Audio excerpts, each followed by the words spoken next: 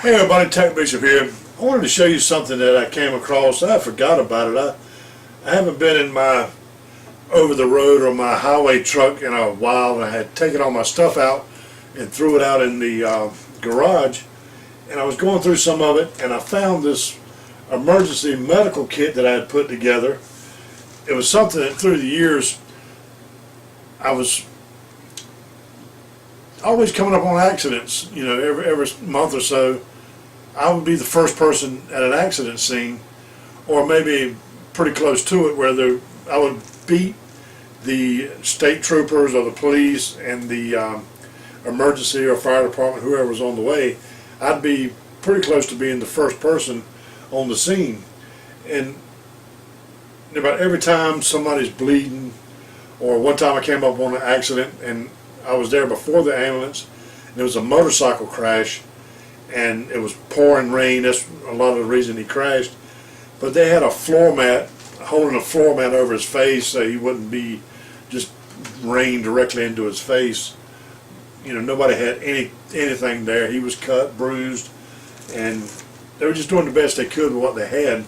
So I put together this little kit, and I kept adding to it as I saw different scenarios and situations come up.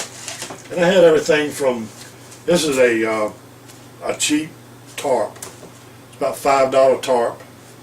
It's no good really, but you know, all this stuff is meant to be disposable. Then I threw a couple of glow sticks in for lighting, and I found some Ozark Trail, some emergency blankets that were cheap at Walmart. And for the bleeding, this is the main thing. There's stuff like moist wipe, baby wipes, flashlights. I always have a flashlight, but these are intended if I'm not going to stop and I'm just, you know, going to drop off some equipment for people to use that's already on site. I'm not going to get in somebody's way if they're already there taking care of the situation. But something that's really important on every crash that I've ever seen is something to do with the blood, the bleeding. You know, an airbag deploying is still going to bust your face or your lip, mouth open, bust your nose.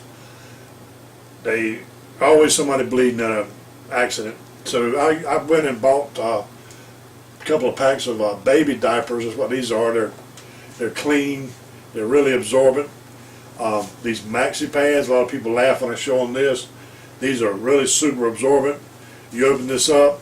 If you take this, if you had a bad gash on your arm, you open one of these up, lay it on your arm, wrap a baby diaper around it, and then tie it all off with some duct tape. I put duct tape around the bottles of water and the rubbing alcohol, just so it'd be there without, you know, taking up a lot of room. But just a quick bandage like that could really keep somebody from losing a lot of blood. And then I also put in a couple of pairs of the nitrile gloves. And like I said, it's just a small kit. I put it in these plastic bags, sandwich bags, the large gallon bags. Had some about 5 foot of paracord in there.